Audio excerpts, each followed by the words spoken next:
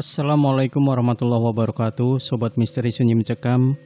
Bagaimana dengan aktivitas Anda hari ini? Mudah-mudahan berjalan lancar sesuai dengan apa yang sudah Anda rencanakan.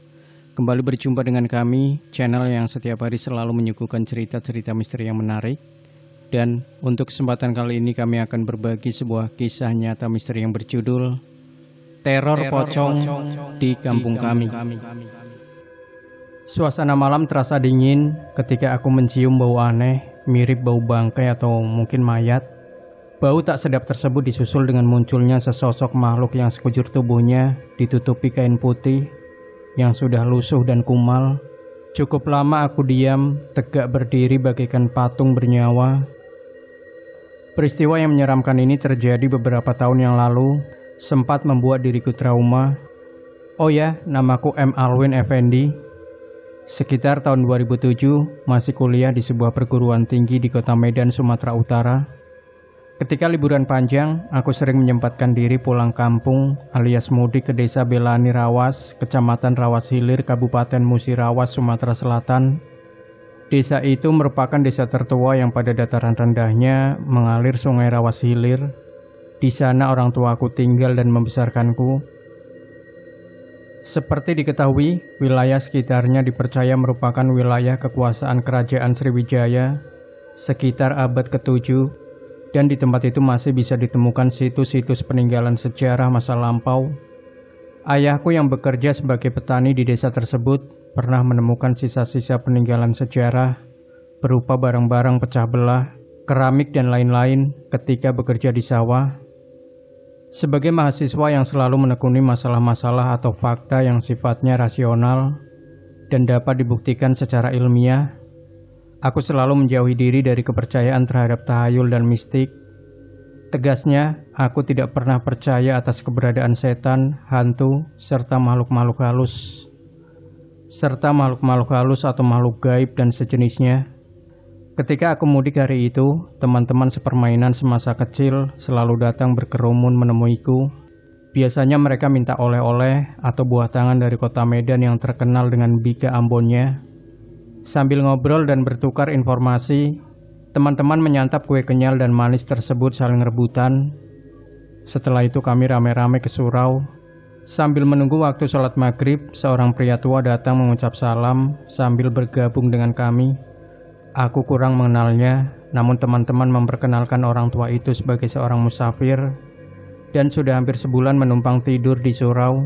Beliau mengaku datang dari Aceh dan sejak seluruh keluarganya tewas dihanyutkan gelombang tsunami, kini hidup sebatang kara tanpa sanak saudara, lalu memutuskan untuk pergi meninggalkan tanah kelahirannya di Serambi Mekah itu.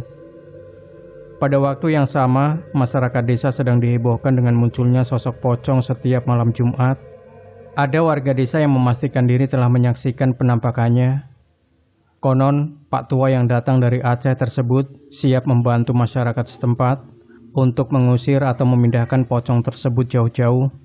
Pada waktu yang sama, masyarakat desa sedang dihebohkan dengan munculnya sosok pocong setiap malam Jumat. Ada warga desa yang memastikan diri telah menyaksikan penampakannya. Konon, Pak Tua yang datang dari Aceh tersebut siap membantu masyarakat setempat untuk mengusir atau memindahkan pocong tersebut jauh-jauh. Namun sejauh ini, usaha beliau belum membuahkan hasil karena si pocong masih sering menampakkan diri, terutama pada malam Jumat saat malam mulai larut. Mendengar hal itu, aku hanya bisa terpana dan mewarnai wajah dengan senyum sinis. Sambil geleng-geleng kepala pelan, aku kemudian iseng bertanya. Pertanyaan khusus kuarahkan kepada Pak Tua yang serius bercerita. Pocong? Apa sesungguhnya pocong itu, Pak Tua? Apa dia sejenis hewan langka atau makhluk ciptaan Tuhan juga? Tanyaku. Kini giliran Pak Tua yang tersenyum sinis, terkesan mengejek. Solehudin, salah seorang temanku, menatap wajahku lurus-lurus. Alwin, ujarnya pelan. Kami tahu kau sosok seorang mahasiswa yang selama ini tidak pernah percaya tentang keberadaan setan dan sekalian yang namanya hantu belang. Tetapi pada kesempatan ini, kami minta harus percaya setelah menyaksikannya sendiri dengan mata kepalamu. Oh ya, wujudnya saja aku belum tahu. Bagaimana bisa menyaksikannya? Ujarku dengan nada mengejek. Begini, Pocong itu sekujur tubuhnya ditutupi kain kafan putih yang bisa kelihatan hanya wajahnya saja. Kira-kira demikian yang bisa digambarkan tentang wujud pocong kalau kau berminat ingin membuktikan keberadaannya. Kebetulan malam ini Jumat Kliwon, si pocong biasanya sering melintas sungai dekat kuburan di pinggir desa kita ini. Tunggu saja dia di sana, itu pun kalau kau nekat dan berani. Aku mendehem, siapa takut? Tapi dengan syarat bahwa di antara kalian yang paling penakut agar memantau keadaanku dari jarak agak jauh. Setuju? Sebenarnya di antara teman-temanmu ini tidak ada yang berani bertemu pocong. Potong Pak Tua mengingatkanku. Sejenak teman-teman saling tukar pandang satu sama lain. Setelah agak lama hening, Solehudin kemudian nyerocos. Baiklah, aku bersedia memenuhi syaratmu itu. Sekalian ingin membuktikan kau memang melakukannya. Tidak lama setelah itu, sehabis sholat maghrib berjamaah di surau tersebut, kami segera bubar dan pulang ke rumah masing-masing. Dalam perjalanan ke rumah orang tuaku, aku kemudian merencanakan sesuatu untuk membuktikan bahwa yang namanya pocong hanya fenomena fiktif dan hayalan ilusi semata, serta hayalan orang-orang penakut dan pecundang. Mustahil di era modern ini masih ada orang-orang yang percaya hal-hal yang begituan. Diam-diam kulipat spray putih ranjang tidurku, lalu kumasukkan ke dalam tas plastik kantongan hitam. Ketika jam dinding berbunyi 11 kali, aku segera melangkah keluar rumah. Malam ini aku cuma ingin membesarkan hati teman-teman bahwa aku sosok yang selalu menepati janji, ingin membuktikan bahwa aku memang selalu berpikir rasional, dan aku bahkan ingin menakut-nakuti siapa saja yang kutemui karena aku yang menyamar sebagai pocong.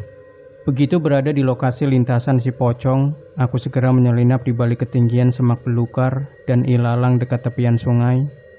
Kemudian menyelimuti sekujur tubuh dengan spray putih sedemikian rupa.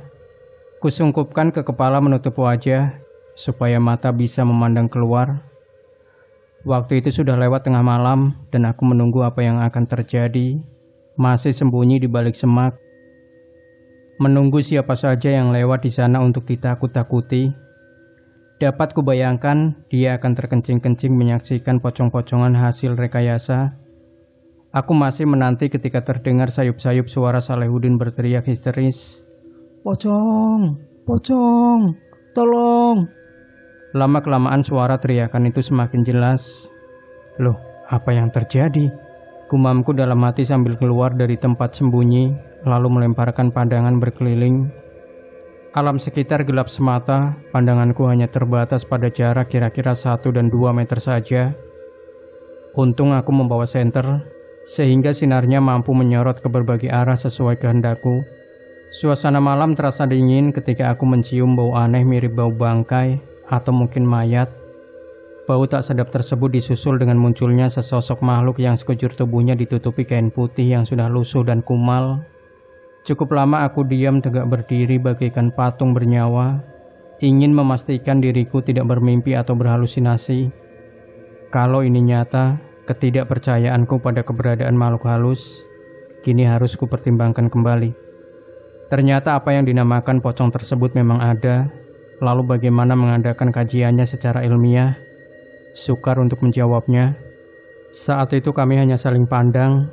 Si pocong sering menyeringai, menatap tajam ke arahku dalam jarak kira-kira 3 atau 4 meter di depan. Si pocong tidak mendekat untuk berbuat sesuatu, atau mungkin dia menduga sedang berhadapan dengan komunitas pocong juga, karena spray putih yang menyelimuti tubuhku saat itu masih utuh. Setelah kuperhatikan lebih teliti, pelan tapi pasti, dari mulut, lubang hidung dan matanya bermunculan cacing-cacing tanah, belatung, dan beberapa jenis ulat-ulat lainnya. Alangkah jijiknya aku menyaksikan semuanya itu. Ingin rasanya aku teriak minta tolong. Anehnya temanku Salehudin tak terdengar lagi suaranya. Apalagi setelah merasakan cacing-cacing tanah, belatung dan serangga lainnya itu berhamburan ke arah wajahku yang masih tertutup spray. Entah bagaimana awalnya, hewan menjijikan itu semakin banyak merayap kian kemari, memasuki rongga dan lubang di tubuh. Selain merasa jijik juga geli, setiap kusingkirkan, datang lebih banyak lagi. Kulit terasa seperti dicubit-cubit ketika mereka ingin masuk lebih jauh memasuki tubuh. Suara minta tolong dariku tidak pernah keluar. Hi. Si pocong yang kupastikan berkelamin perempuan itu mendengarkan suara tawa yang cukup spesifik. Nadanya serak-serak basah dan melengking. Setelah itu aku tidak sadarkan diri. Entah masih pingsan atau telah mati, aku tidak tahu. Yang ku tahu aku belum mati dan berada di sebuah rumah sakit dalam ruang gawat darurat. Anda telah mengalami keadaan koma selama 5 hari, kata dokter yang merawatku ketika aku dilihatnya kebingungan. Untung Anda diselamatkan oleh seorang pria tua yang kebetulan berada di lokasi tersebut. Pak tua, gumamku dalam hati. Artinya beliau tetap membayangi diriku saat itu. Lalu di mana beliau, Dok? Tanya aku kemudian karena didorong keinginan untuk mengucapkan terima kasih. Pak tua itu telah dikuburkan kemarin karena ada ulat dan cacing yang sempat masuk ke dalam tubuhnya dan berkembang biak di dalamnya. Mendengar kabar itu, aku cuma mampu tafakur lalu mendoakan semoga arwahnya mendapat tempat di sisinya. Ketika kembali kuliah di Medan, aku merasa malu untuk menceritakan apa yang telah kualami di kampung. Rekan-rekan sekampus ada yang menganggapku mendongeng atau ingin mencari sensasi karena telah hampir dipecundangi oleh pocong. Sejak itu aku sering trauma jika membesuk mayat orang mati, meski yang meninggal dunia teman dekat atau tetangga. Demikian Sobat Misteri Sunyi Mencekam, jangan lupa berikan komentar Anda, like, share video ini, subscribe channel Sunyi Mencekam, dan kembali nantikan cerita-cerita misteri terbaru dari kami. Wassalamualaikum warahmatullahi wabarakatuh.